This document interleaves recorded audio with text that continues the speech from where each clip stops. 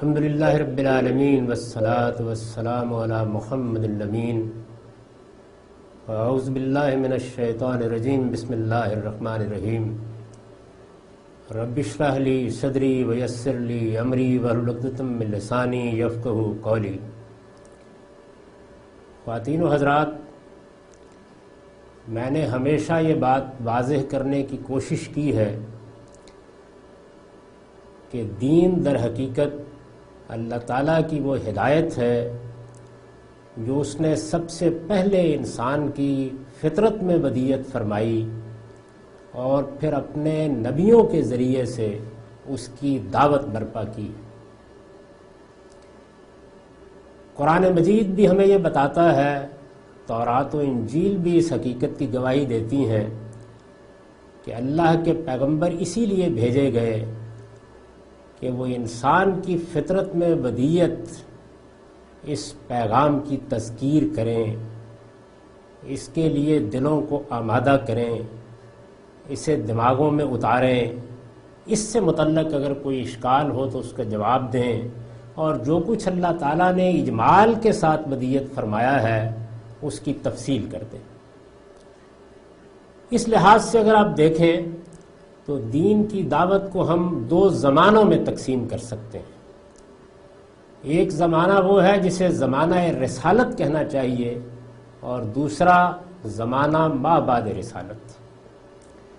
یعنی جس زمانے میں اللہ تعالیٰ اپنے پیغمبر بھیجتے تھے اس وقت اصلاً یہ دعوت ان پیغمبروں ہی کے ذریعے سے برپا ہوتی تھی۔ پیغمبروں کا معاملہ یہ ہے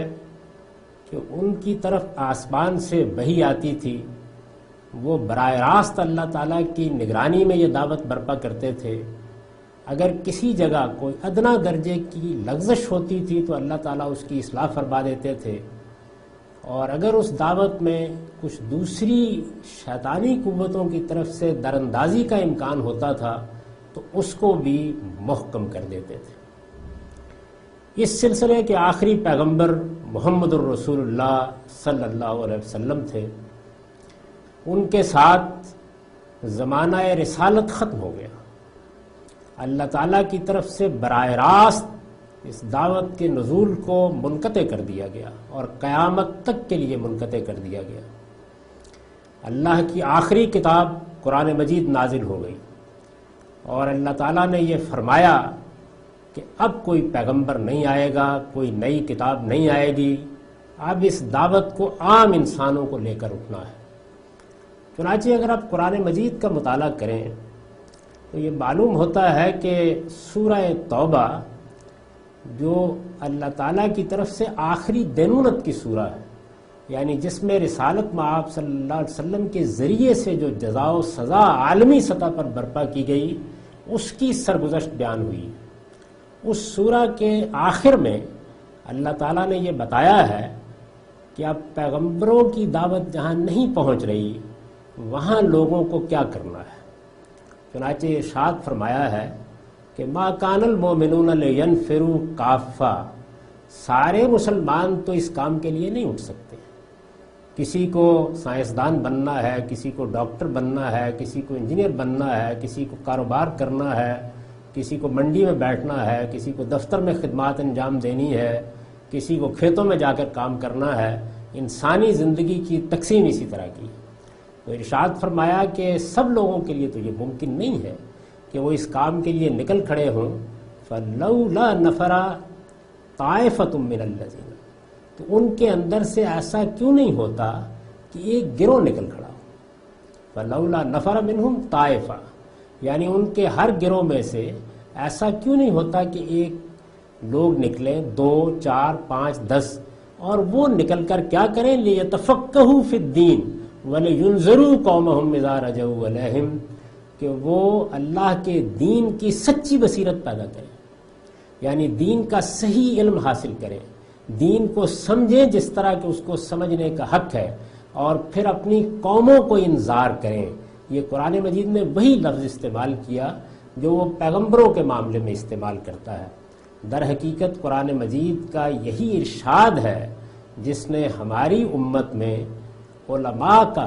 منصب پیدا کیا ہے، یعنی کچھ لوگ جس طرح زندگی کے دوسرے شعبوں کا انتخاب کرتے ہیں اسی طریقے سے اس شعبے کو بھی اپنی زندگی کا مقصد بنائیں. کچھ لوگ یعنی ایسے لوگ جو اس کی فطری صلاحیت رکھتے ہوں، اس کا فطری ذوق رکھتے ہوں، اس کا فطری رجحان رکھتے ہوں، وہ اٹھیں اور اٹھ کر دین کی سچی بصیرت پیدا کریں. اور جب وہ دین کی سچی بصیرت پیدا کر لیں تو وہی کام کریں جو اللہ کے پیغمبر کرتے رہے ہیں.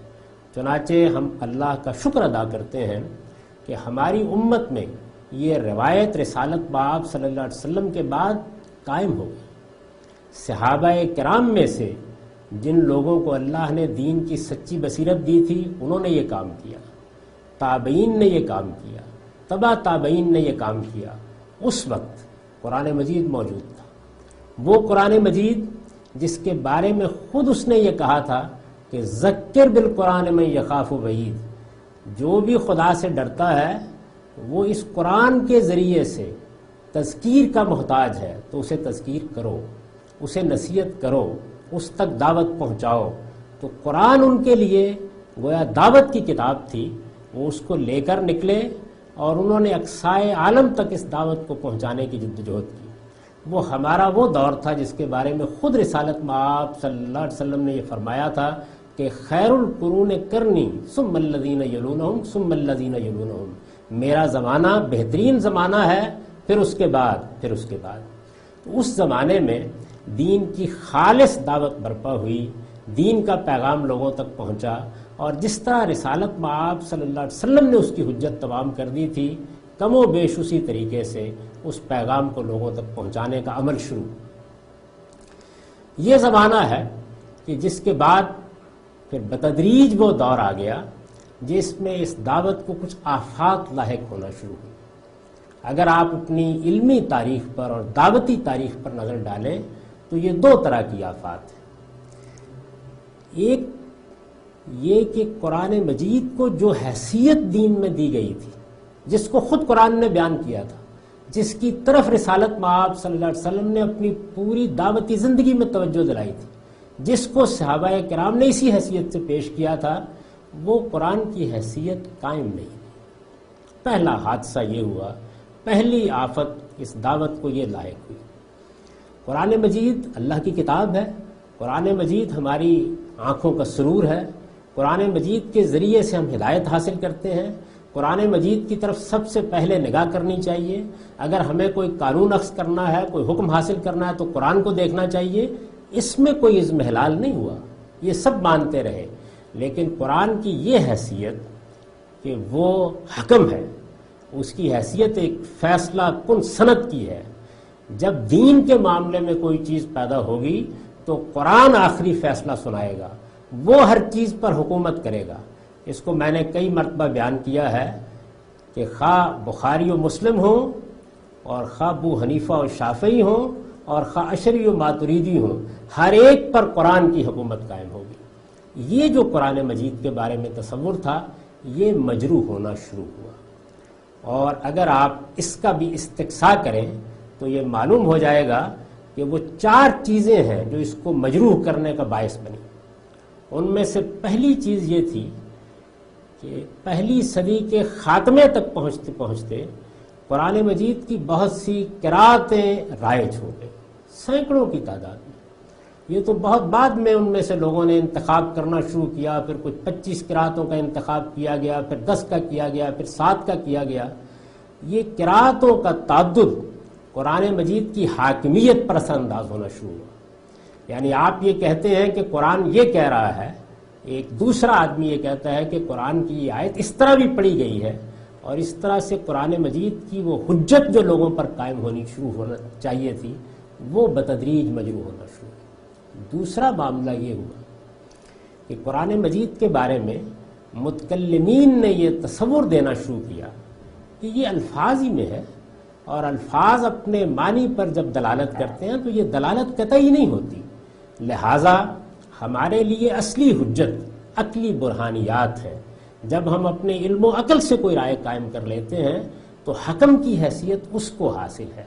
قرآن مجید کے الفاظ سے جو مطلب سمجھا جا رہا ہے یہ ضروری نہیں ہے کہ وہ وہی ہو جو ہم سمجھ رہے ہیں. ہم حتمی طور پر قطعی طور پر نہیں کہہ سکتے کہ قرآن کا منشا یہی ہے، یہ تصور قائم ہوا۔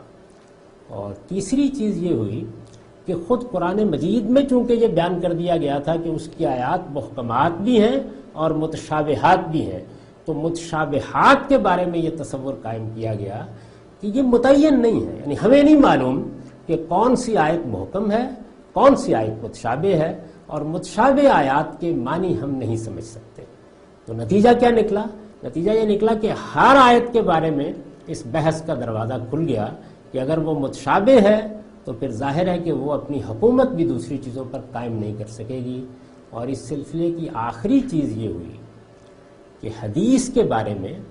یہ خیال کیا گیا کہ وہ قرآن پر حکومت کرے گی، قرآن اس کی روشنی میں سمجھا جائے گا،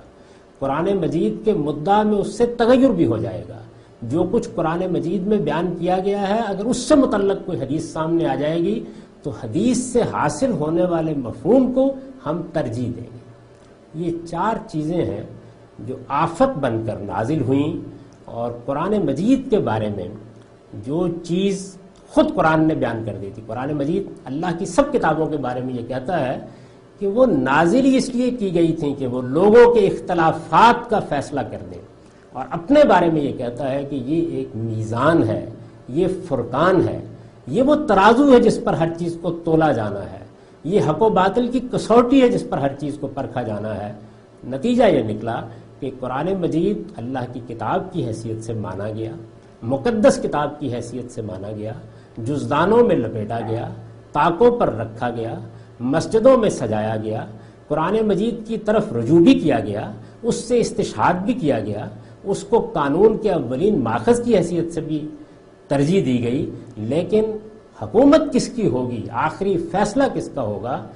یہ چیز قرآن مجید کے معاملے میں اس درجے میں نہیں رہی جس درجے میں قرآن نے اس کو قائم کیا تھا،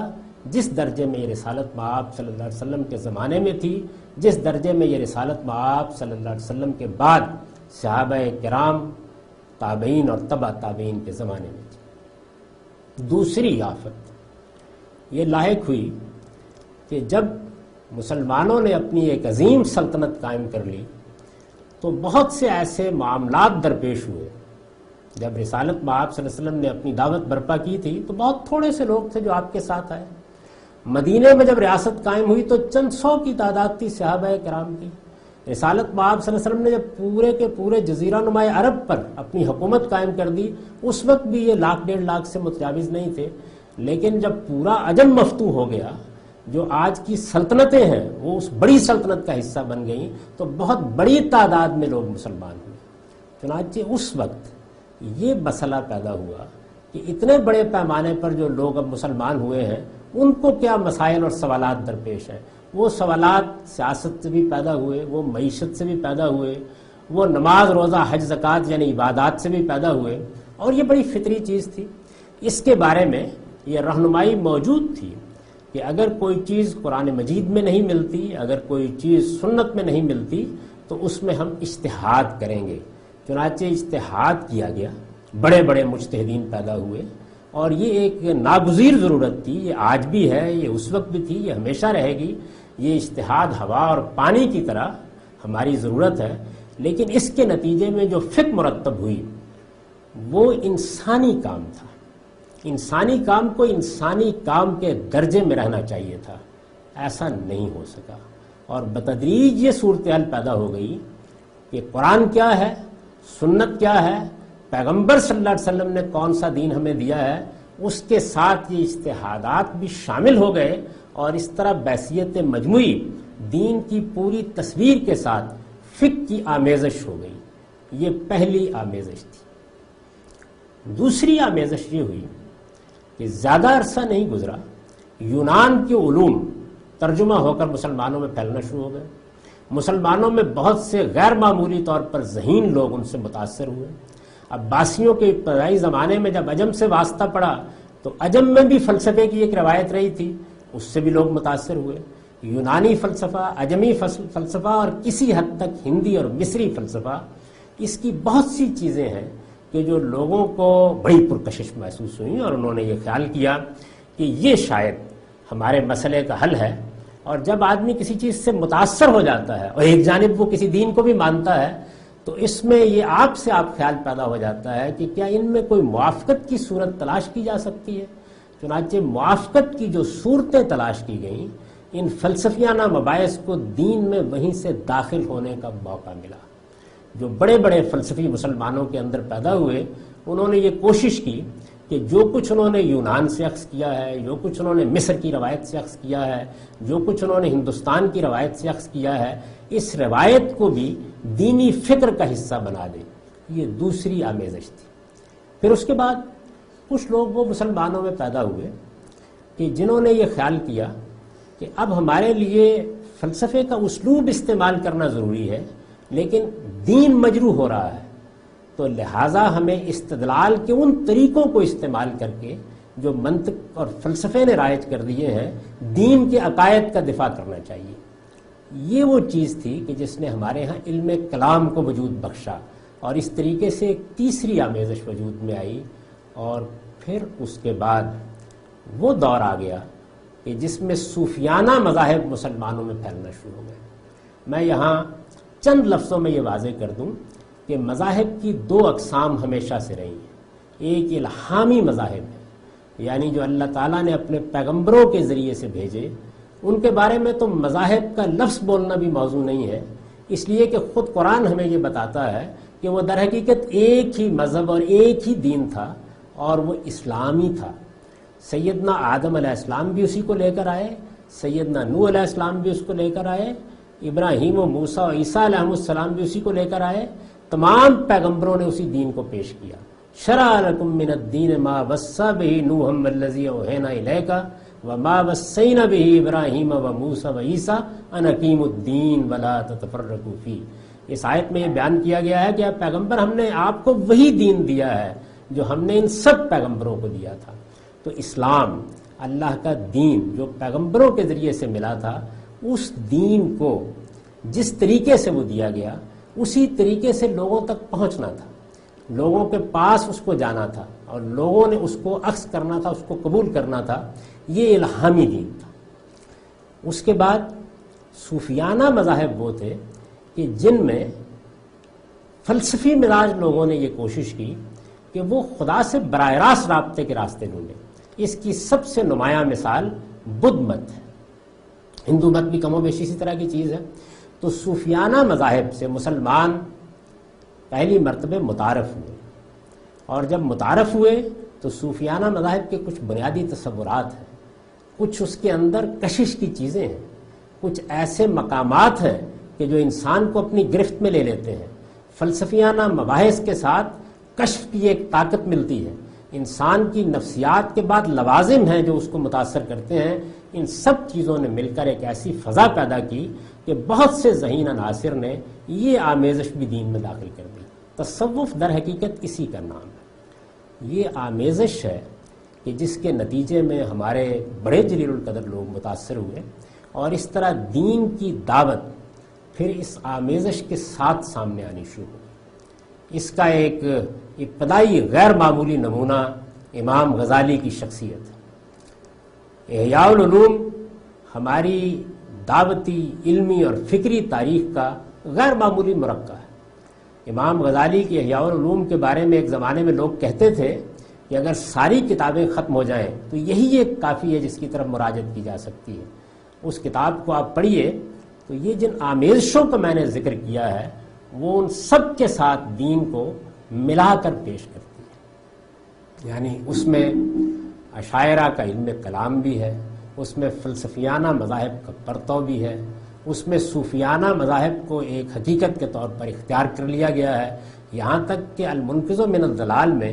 جو امام غزالی کی سرگزشت ہے انہوں نے خود اس کو بیان کر دیا کہ میں نے جب حقیقت کو تلاش کرنا چاہا تو میں مختلف دروازوں پر گیا اور میں نے دستک دی، لیکن کہیں سے دل کا اطمینان حاصل نہیں ہوا. آخر میں وہ صوفیہ سے ہوا. چنانچہ ان کی پوری فکر پر آپ اس کو سایہ فگن دیکھتے ہیں. تو امام غزالی کی احیاء کی صورت میں ظہور ہوا. وہ کتاب ہے کہ جس کتاب نے صدیوں تک مسلمانوں کے ذہنوں پر حکومت کی ہے اور اس وقت بھی کر رہی ہے. یہ اسی کے مباحث تھے کہ جن کو دین کی صحیح ترین تعبیر سمجھا گیا، اور پھر خود امام غزالی نے اسی کا خلاصہ کیا کیمیائے سعادت کی صورت۔ یہ روایت جو وہاں سے قائم ہوئی تھی، اسی کا منتہائے کمال شاہ ولی اللہ کی شخصیت ہے۔ انہوں نے بھی یہی کوشش کی کہ ان تمام آمیزشوں میں صلح کرا دیں اور ان کو ایسی صورت میں پیش کر دیں کہ جس میں فقہ بھی شامل رہے، جس میں فلسفہ بھی شامل رہے، جس میں تصوف بھی شامل رہے، اور ان سب آمیزشوں کے ساتھ دین کو اس طرح سے پیش کیا جائے کہ جس میں یہ سارا فکر اس کے پس منظر میں جھلکتا ہو۔ چنانچہ ان کی حجت اللہ البالغہ میں، ان کی تفہیمات الالہیہ میں اور ان کی دوسری تصنیفات میں آپ اس رنگ کو دیکھ سکتے ہیں۔ اسی کی ایک غیر معمولی صورت وہ ہے جو علامہ اقبال کی reconstruction of religious thought in Islam میں نظر آتی ہے۔ آپ اس کے آخری خطبے کو پڑھیے، اس میں وہ خود یہ بیان کرتے ہیں کہ مذہبی فکر 3 ادوار سے گزرتا ہے۔ اس میں پہلا دور ایمان کا ہوتا ہے، محض ایمان، یعنی ایک دعوت دی گئی، آپ نے اس کو قبول کر لیا، اس میں جوش ہوتا ہے، جذبہ ہوتا ہے، قوت عمل ہوتی ہے، پھر اس کے بعد فکر کا دور آتا ہے اور پھر عرفان کا دور آ جاتا ہے۔ تو در حقیقت یہ فکر اور عرفان یہ کیا چیز ہے؟ یہ وہی چیزیں ہیں جو ان آمیزشوں کی نمائندگی کرتی ہیں۔ Reconstruction of religious thought in Islam وہ بھی در حقیقت اسی دور کی چیز ہے۔ میں اس پورے دور کو ایک دور سے تعبیر کرتا ہوں۔ تو یہ ایک پہلو تھا، لیکن یہ خیال نہ کیجئے کہ یہ دونوں آفتیں لاحق ہوئیں تو ان کے لاحق ہو جانے کے بعد باقی سب کے سب لوگ سو گئے۔ نہیں، ایسا نہیں ہوا۔ اللہ تعالیٰ کا بڑا کرم رہا اس امت پر کہ اس میں وقتاً فوقتاً ایسے لوگ پیدا ہوتے رہے کہ جو دین کو بے آمیز صورت میں پیش کرنا چاہتے تھے، یعنی انہوں نے بڑی غیر معمولی جدوجہد کی اور اس سارے نقطہ نظر کو چیلنج کیا، اس کی غلطی واضح کرنے کی کوشش کی، لوگوں کو یہ سمجھانے کی کوشش کی کہ دین ہماری چیز نہیں ہے، یہ کوئی فلسفہ نہیں ہے جسے ہم تراش رہے ہیں، یہ کوئی فکر نہیں ہے جو ہمارے اندر سے پیدا ہونا ہے، اس کے مراحل ہمارے ہاں نہیں گزرنے، یہ کوئی ایسی چیز نہیں ہے کہ جس میں فکر و نظر کا ارتقاء ہے جس سے چیزیں متعین ہو کر سامنے آئیں گی۔ یہ کیا ہے؟ یہ در حقیقت پیغمبروں کی دعوت ہے، یہ خدا کی دعوت ہے۔ اس میں اصل چیز یہی ہے کہ اس کو ہر طرح کی آمیزش سے پاک کر کے پیش کیا جائے۔ رسالت میں آپ صلی اللہ علیہ وسلم نے اسی چیز کو واضح کیا تھا جب یہ کہا تھا کہ یاد رکھو ایاکم بمحدثات الامور، اس دین میں کوئی نئی چیز داخل کرنے کی کوشش نہ کرنا۔ یہ کرو گے تو اس کا نتیجہ کیا یہ نکلے گا کہ وہ بدعت ہوگی، اور ہر بدعت گمراہی ہوتی ہے، اور ہر گمراہی کا آخری انجام جہنم ہے۔ یہ آپ کے علم میں ہوگا کہ رسالت میں آپ صلی اللہ علیہ وسلم کا یہ ارشاد ہے جو ہمارے خطبات جمعہ کا حصہ بنا دیا گیا ہے۔ اس کے معاملے میں آپ نے تنبیہ کی تھی لوگوں کو اور یہ بتایا تھا کہ ایسا نہ ہونے دینا۔ چنانچہ اس علم کو لے کر بہت سے لوگ اٹھتے رہے اور ہماری امت میں بڑی غیر معمولی شخصیات پیدا ہوئیں جنہوں نے یہ کوشش کی کہ دین کو بے آمیز، بے کم و کاست، خالص قرآن و سنت کی بنیاد پر پیش کیا جائے۔ بہت سی شخصیات پیدا ہوئی، ان میں جس طرح امام غزالی کی شخصیت بڑی غیر معمولی ہے، اسی طرح امام ابن تیمیہ کی شخصیت اس دوسرے مدرسہ فکر میں بڑی غیر معمولی ہے۔ ان کا غزالی پر بڑا مشہور تبصرہ ہے کہ دخل فی بطن الفلسفہ ولم یخرج ابدا، وہ فلسفے کے پیٹ میں داخل ہوئے اور کبھی پھر باہر نہیں آ سکے۔ تو انہوں نے اپنی طرف سے اس کی کوشش کی کہ دین کو اصل قرآن و سنت کی بنیاد پر، خالص قرآن و سنت کی بنیاد پر پیش کریں۔ میں نے نمایاں شخصیت کی حیثیت سے ان کا ذکر کیا، انہی کے شاگرد ابن قیم کو بھی یہی غیر معمولی حیثیت حاصل ہے۔ ان کے علاوہ بھی بہت سی شخصیات ہیں جن کا ذکر کیا جا سکتا ہے۔ ہمارے زمانے میں بھی یہ جد و جہد اسی طرح جاری رہی اور بہت غیر معمولی شخصیات دونوں نقطہ ہے نظر کی نمائندگی کرنے والی پیدا ہوتی رہی۔ اس پچھلے 200 سال میں جب مسلمان انحطاط میں مبتلا ہوئے ہیں، اس وقت بھی دونوں مکتبہ ہے فکر کی غیر معمولی شخصیات آپ کو مل جاتی ہیں۔ میں نے جب شعور کی آنکھ کھولی اور دین کا مطالعہ کرنا شروع کیا تو میرا اپنا رجحان پہلے مرحلے میں پہلے مکتبہ فکر کی طرف تھا۔ میرا چونکہ اپنا ذہنی پس منظر فلسفے اور تاریخ اور تصوف کا تھا، تو میں یہ سمجھتا تھا کہ وہی طرز فکر صحیح ہے۔ دین فی الواقع ایمان اور فکر اور عرفان کے مراحل سے گزرتا ہے، اور اسی موقع کے اوپر اس کی صحیح تعبیر سامنے آتی ہے، لیکن بتدریج یہ حقیقت مجھ پر واضح ہوتی چلی گئی کہ یہ نقطہ نظر دین کے معاملے میں درست نہیں ہے۔ مجھے اگر اپنا کوئی فلسفہ پیش کرنا ہے، اپنا کوئی فکر پیش کرنا ہے، تو وہ مجھے اپنی طرف سے پیش کرنا ہے۔ خدا کی طرف نسبت دے کر تو وہی بات کہی جا سکتی ہے جو اس کے پیغمبروں کی وساطت سے ہم تک پہنچی۔ یہ حقیقت ہے جس نے میری زندگی کا رخ تبدیل کیا اور اس کو محکم تر کر دیا میرے جلیل القدر استاذ امام امین احسن اصلاحی کے ساتھ میری ملاقات میں۔ ان کی ملاقات نے، ان کے فکر نے، ان کی تصنیفات نے، ان کی صحبتوں نے یہ حقیقت واضح کر دی کہ دین کی دعوت اگر برپا کی جائے گی تو یہ ضروری ہے کہ اس کو قرآن مجید کی محکم اساس پر پیش کیا جائے اور بے آمیز صورت میں پیش کیا جائے۔ ان کا تعلق اس جلیل القدر ہستی سے تھا جس کو اب ہم امام حمید الدین فرائی کے نام سے جانتے ہیں۔ چنانچہ یہی وجہ ہے کہ ان کے اس کام کے نتیجے میں دین کا وہ زاویہ نظر سامنے آیا ہے کہ جس کے بارے میں یہ کہہ سکتا ہوں کہ دوسرا مکتبہ فکر جس کا میں نے تعارف کرایا، اس میں سب سے زیادہ اگر کوئی شخصیت کامیاب رہی ہے تو وہ امام حمید الدین فرائی کی شخصیت ہے، اور ان کے شاگرد رشید امام امین احسن اصلاحی نے اسی کام کو پائے تکمیل تک پہنچانے کی جدوجہد کی۔ میری حقیر کاوشیں بھی اسی ضمن میں ہیں، اور اس وقت تک جو کچھ ہو چکا ہے اس میں پہلی چیز تو یہ تھی کہ قرآن مجید کی ایک پوری تفسیر اس طرز فکر کے تحت لکھ دی جائے جس میں قرآن حکومت کر رہا ہو، جس میں قرآن مجید کو قطعی الدلالہ مان کر اس کی تفسیر کی جائے، جس میں قرآن مجید کی متواتر قرات کو بنیاد بنا کر اس کا نقطہ نظر سمجھایا جائے، جس میں قرآن مجید کے محکمات و متشابہات کے بارے میں صحیح نقطہ نظر کی بنیاد پر ہر چیز کو متعین کر کے پیش کر دیا جائے، جس میں قرآن حدیث پر بھی حکومت کرے، فقہ پر بھی حکومت کرے، فلسفے پر بھی حکومت کرے، تصوف پر بھی حکومت کرے، ہر چیز پر اس کی حکومت قائم کر دی جائے، اس طریقے سے اس کو سمجھا دیا جائے۔ چنانچہ تدبر قرآن اسی طرز فکر کا شاہکار ہے۔ تدبر قرآن کے معاملے میں دو مسئلے تھے۔ ایک مسئلہ یہ تھا کہ اس میں نظم کا جو تصور پیش کیا گیا ہے ترجمہ اس کے لحاظ سے نہیں ہوا، اور دوسری چیز یہ تھی کہ اس میں پیشکش کا جو اسلوب اختیار کیا گیا اس میں قرآن اور قاری کے مابین مصنف کا اتناب حائل ہوتا ہے۔ بڑی غیر معمولی چیز ہے، بڑی غیر معمولی چیز ہے، ایک شاہکار ہے فکر و تحقیق کا، لیکن یہ دو مسائل تھے۔ چنانچہ مجھے یہ خیال ہوا کہ ایک خدمت یہ بھی کرنی چاہیے کہ ان دونوں چیزوں کو سامنے رکھ کر قرآن مجید کا ایک ترجمہ کیا جائے اور پھر اس کے نئے حواشی لکھے جائیں۔ البیان در حقیقت اسی پس منظر سے نمایاں ہوئی۔ دوسری چیز یہ سامنے تھی کہ اب یہ جو کچھ ہو گیا ہے اس کی روشنی میں متعین طور پر یہ بتایا جائے کہ دین فی الواقع ہے کیا۔ یعنی ظاہر ہے کہ قرآن مجید پر بہت سا کام ہو گیا، قرآن مجید کے بہت سے محکمات واضح ہو گئے، ایک نیا طرز فکر وجود میں آ گیا،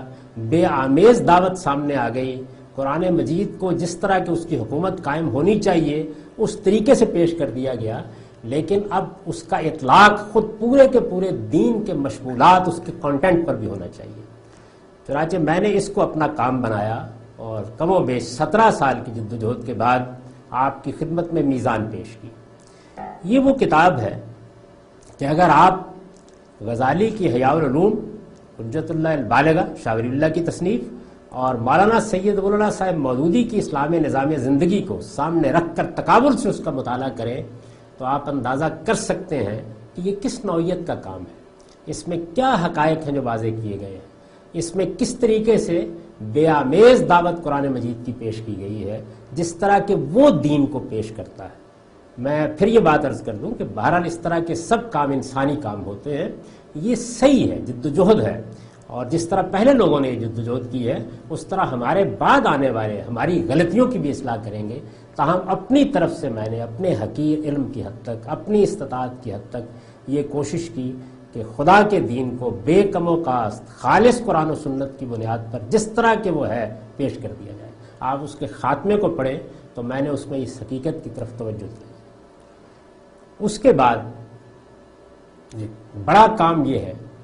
کہ ہمارے پاس حدیث اور آثار کا ذخیرہ ہے، بہت بڑا ذخیرہ ہے، یعنی ہزاروں کی تعداد میں روایات ہیں جو رسالت مآب صلی اللہ علیہ وسلم کی نسبت سے بیان ہوئی ہیں، اور ہزاروں ہی کی تعداد میں روایات و آثار ہیں جو صحابہ کرام کی وساطت سے بیان ہوئے۔ ان کے بارے میں ہم میں سے ہر شخص جانتا ہے کہ ایسی صورتحال پیدا ہو گئی کہ جس میں بہت کچھ آمیزش کر دی گئی، چیزیں اپنے سیاق و سباق سے الگ کر دی گئی، ان کا مدعا بہت سی صورتوں میں غارت ہو گیا۔ چنانچہ محدثین کا ایک جلیل القدر گروہ پیدا ہوا جس نے اصول قائم کیے، تحقیق کی، اور وہ کتابیں متعین کیں جن کو اب آپ سیاہ ستہ کے نام سے موسوم کرتے ہیں۔ یہ بڑا ایک روشن کام ہے، غیر معمولی کام ہے، اور لاکھوں کی تعداد میں اس طرح کی روایات کے اندر سے انہوں نے انتخاب کیا ہے۔ یہ مسلمانوں کی تاریخ کا ایسا کام ہے جس پر وہ جتنا خدا کا شکر کریں کم ہے، جتنا فخر کریں کم ہے۔ دنیا کی کسی قوم نے اپنے پیغمبر کی نسبت سے جو علم و عمل کا تاریخی ریکارڈ منتقل ہوتا ہے اس پر وہ محنت نہیں کی جو ان لوگوں نے کی ہے، لیکن یہ بہرحال ایک انسانی کام ہے۔ اور اب مدرسہ فرائی کے تحت قرآن مجید کو جس طرح پیش کر دیا گیا ہے، دین کو جس طرح پیش کر دیا گیا ہے، اس میں ایک بڑا کام یہ ہے کہ حدیث اور آثار کے اس پورے ذخیرے کو بھی اسی طریقے سے نقد و نظر کے اندر سے گزارا جائے، اس کا بھی جائزہ لیا جائے، اس کی بھی تنقیح کی جائے، اور پھر جس طرح کہ اس سے پہلے الجامع الصحیح مرتب کی گئی، امام بخاری نے مرتب کی، امام مسلم نے مرتب کی، اسی طرح کی ایک الجامع الصحیح اب پھر مرتب کی جائے، اور اس میں جو روایت کی تحقیق میں سند کے لحاظ سے کوئی خامی رہ گئی ہے اس کو بھی دور کیا جائے۔ ہماری امت میں یہ کام پہلے بھی ہوتا رہا ہے، ایک مرتبہ پھر اس روایت کو زندہ کیا جائے، اور سب سے بڑھ کر درایت، یعنی یہ بات کہ روایت کو علم و عقل کے مسلمات قرآن و سنت کی روشنی میں دیکھا جائے، اور سب سے بڑھ کر خود اللہ کی کتاب کی روشنی میں دیکھا جائے، اس کا جائزہ لیا جائے اور دیکھا جائے۔ میرے پاس وقت ہوتا تو میں آپ کو اس کی کچھ مثالیں دے کے بتاتا کہ کیسی کیسی چیزیں ہیں جو ہمارے ہاں شہرت پا چکی ہیں لیکن وہ نقد و نظر کی معیار پر پوری نہیں اترتی ہیں۔ یہ کام کیا جائے۔ چنانچہ میری زندگی کا اب اگر کوئی مقصد رہ گیا ہے تو وہ یہی ہے کہ اگر اللہ تعالیٰ مجھ کو مہلت دیتا ہے تو اپنے فکر و نظر اور اپنے وقت کی اولین ترجیح کی حیثیت سے البیان کے بعد میں یہ کام انجام دوں۔ میں یہ سمجھتا ہوں کہ مسلمانوں کے مذہبی فکر کی تشکیل جدید کے لیے یہ تین کام ناگزیر ہیں، یعنی دین کو بے کم و کاست ایک کتاب کی صورت میں پیش کر دیا جائے، یہ میں نے کوشش کی ہے کہ اپنے حقیر علم کی حد تک میزان کی صورت میں، پھر اس کے خلاصہ الاسلام کی صورت میں پیش کر دوں۔ قرآن مجید میں تدبر و قرآن موجود ہے اس مدرسہ فکر کے تحت، اور البیان بھی اللہ کی عنایت سے پایہ تکمیل کو پہنچ رہی ہے، اور میں محسوس کرتا ہوں کہ اگر اللہ کی توفیق شامل حال رہی تو شاید 1-2 سال میں اس سے فارغ ہو جاؤں گا۔ اس کے بعد اگر اللہ مہلت دیتا ہے، اور اللہ ہی ہے کہ جو سب فیصلے کرتا ہے اور اسی کے فیصلے حکمت پر مبنی ہوتے ہیں، تو میں یہ سمجھتا ہوں کہ سب سے بڑا کام کرنے کا یہ ہے۔ اور میں آپ سے بھی یہ درخواست کروں گا کہ میں نے اس ترجیح کو اپنی زندگی کی ترجیح بنایا ہوا ہے، اور آپ اندازہ نہیں کر سکتے کہ اس کام کو اگر ہم نہیں کریں گے اور اس کو اپنی پہلی ترجیح نہیں بنائیں گے تو اس سے دین کے صحیح فکر کو کتنا نقصان پہنچ سکتا ہے، کیونکہ مسلمان امت میں سب سے زیادہ اثر اسی چیز کا ہے، تو احادیث و آثار پر اس کام کی ضرورت ہے۔ یہ میں نے آپ کے سامنے اس پوری دعوت کا پس منظر رکھ دیا ہے، اس پس منظر کو سامنے رکھیے، اور پھر یہ دیکھیے کہ ہم آپ سے کیا تقاضا کرتے ہیں۔ میں نے اپنی پوری زندگی میں 2 چیزوں کو اپنے سامنے رکھا: دیانتداری کے ساتھ دین کو سمجھا جائے، اس کے صحیح حقائق جیسے وہ واضح ہو جائے اس کی گواہی دی جائے، اس میں اگر کل ایک بات معلوم تھی اور ہم اس کو بیان کر رہے تھے تو ادنیٰ حجاب کے بغیر اعتراف کر لیا جائے کہ ہماری غلطی تھی، اور اس طرح دین میں علم کی روایت کو زندہ کیا جائے۔ اور دوسری چیز یہ کہ جو کچھ بھی اللہ تعالیٰ کی طرف سے ہم پر واضح ہو جائے ہم اس کو لوگوں تک پہنچائیں۔ میں نے رسالے نکالے تو اسی چیز کو سامنے رکھ کر، ادارے بنائے تو اسی چیز کو سامنے رکھ کر، کتابیں لکھی تو اسی چیز کو سامنے رکھ کر، آج بھی یہ کام کر رہا ہوں تو اسی چیز کو سامنے رکھ کر رہا ہوں۔ یہ اصل میں وہ کام ہے کہ جس میں آپ بھی دست و بازو بن سکتے ہیں، آپ بھی اس کی نصرت کے لیے آگے بڑھ سکتے ہیں۔ میں نے اس کے سوا کسی چیز کا مطالبہ نہیں کیا اپنے ساتھیوں سے، اپنے احباب سے، اپنے رفقا سے اور اپنے سننے والوں سے، کہ وہ خود دین کو سمجھیں جس طرح کے سمجھنے کا حق ہے۔ جو خدمت ہم ان کی کر سکتے ہیں ہم وہ خدمت کریں اور وہ اس کو سمجھیں، اور اس کے بعد دوسروں تک اس کو پہنچانے کی صحیح کریں۔ یہ صحیح کس کس صورت میں کرنی ہے اس کی تفصیلات کا یہ موقع نہیں ہے، وہ آپ کو دوسرے لوگ بتائیں گے۔ یہ ادارہ بھی اسی مقصد سے بنایا گیا تھا، اور اس وقت بھی یہ دعوت اگر برپا ہے تو اسی مقصد سے برپا ہے۔ میں نے ہمیشہ ان دونوں چیزوں کو سامنے رکھ کر زندگی بسر کی۔ پہلی ترجیح یہ کہ جو اصل کانٹینٹ ہے اس کو واضح کیا جائے، اور میری آج بھی وہی ترجیح ہے، اور میں اسی کو پہلی ترجیح کے طور پر قائم رکھ کے ہمیشہ کام کرتا رہوں اور اب بھی انشاءاللہ کروں۔ اور دوسری یہ کہ جتنا کچھ تھوڑا وقت اس کے بعد بچے وہ اس دعوت کو پہنچانے میں صرف کیا جائے۔ میں اللہ کا شکر کرتا ہوں کہ اس میں مجھے بہترین ساتھی ملے، بہترین رفیق ملے۔ اس وقت بھی جو نئے نوجوان سامنے آ رہے ہیں ان کے لیے بھی میں یہی دعا کرتا ہوں، ان سے بھی یہی توقع رکھتا ہوں کہ وہ بھی اسی طریقے سے دین کو سمجھیں گے جس طرح کے سمجھنے کا ہے۔ دین کی دعوت سے زیادہ اجنبی کوئی چیز نہیں ہے، اور جب اس کو بے آمیز صورت میں پیش کیا جاتا ہے تو لوگ ہار لے کر آپ کے گلے میں ڈالنے کے لیے نہیں بڑھتے، اس میں پھر آپ کو پتھروں کا اور سنگباری کا ہدف بننا پڑتا ہے، اس میں ہر قدم پر مشکلات ہوتی ہیں، اس میں وہی کچھ پیش آتا ہے جس کی تاریخ آپ انبیاء علیہ السلام کے ساتھ پڑھتے ہیں۔ تو میں آپ کو دعوت دیتا ہوں کہ آپ، یہ کوئی سیاسی چیز نہیں ہے، یہ کوئی اس نوعیت کی چیز بھی نہیں ہے کہ جس میں عام طور پر تحریکیں اور دعوتیں برپا ہوتی ہیں۔ یہ در حقیقت ٹھنڈے دل و دماغ کے ساتھ دین کو سمجھنے کا عمل ہے، اور پھر اسی ٹھنڈے دل و دماغ کے ساتھ، اسی محبت کے ساتھ، اسی اخلاص کے ساتھ، اسی خیرخواہی کے ساتھ اسے دوسروں تک پہنچانے کا عمل ہے۔ اس کے لیے آپ کو اپنے اندر کیا تبدیلیاں کرنی ہیں وہ میں نے ہماری دعوت کے زیر عنوان بیان کر دی ہے، اور ہم آپ سے کیا توقع کرتے ہیں وہ بھی اس میں بیان کر دیا ہے۔ اس کو پڑھیے اور پھر یہ دیکھیے کہ کیا آپ کے پاس وقت ہے جو آپ اس کے لیے دے سکیں، کیا آپ کے پاس وسائل ہیں جو اس کے لیے آپ دے سکیں، کیا آپ اس کی تائید ہی میں کچھ تھوڑا بہت زبان سے بات کر سکتے ہیں، اپنے عمل سے لوگوں تک پہنچا سکتے ہیں۔ یہ وہ کام ہے کہ جو ہمیشہ ہوتے رہنا چاہیے، آج بھی ہونا چاہیے، کل بھی ہونا چاہیے۔ میں جو خدمت اس سلسلے میں انجام دے سکتا ہوں وہ یہ ہے کہ جہاں کوئی اشکال پیش آ جائے اس کو واضح کر دوں، آپ کی طرف سے سوال آ جائے تو اس کا جواب دے دوں، اگر کسی حقیقت کے بارے میں مزید تحقیق کی ضرورت ہو تو وہ کر دوں۔ لیکن میرا اصلی کام وہی ہے کہ میں قرآن مجید کے بعد اور اسلام کی شرح و وضاحت کے بعد حدیث کے ذخیرے پر نگاہ ڈالوں، اور یہ کوشش کروں کہ آپ کو ایک ایسی کتاب بھی دے سکوں کہ جس کو آپ اس اعتماد کے ساتھ دنیا کے سامنے پیش کر سکیں کہ یہ در حقیقت رسالت مآب صلی اللہ علیہ وسلم کے علم و عمل کا وہ حصہ ہے کہ جو بڑی حد تک آمیزشوں سے پاک کر دیا گیا۔ میری دعا ہے کہ اللہ تعالیٰ مجھے بھی اس کام کو اسی یکسوئی کے ساتھ کرنے کی توفیق دے، اور آپ کو بھی اس کو سمجھنے، اسے دوسروں تک پہنچانے کی توفیق دے۔ یہ وہ چیز ہے کہ جس کے لیے شب و روز بسر ہونے چاہیے، جس کے لیے زندگی کی بہترین قوتیں صرف ہونی چاہیے، جس کے لیے نوجوانوں کو اگر ان کے پاس کچھ وقت بچے تو سب سے پہلے نکالنا چاہیے، جس کو اپنی زندگی کے معمودات انجام دینے کے بعد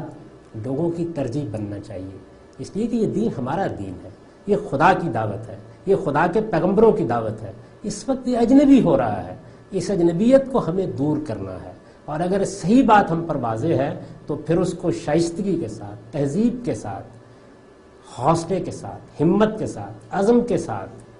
خیرخواہی کے جذبے کے ساتھ، محبت کے ساتھ دوسروں تک پہنچانا ہے۔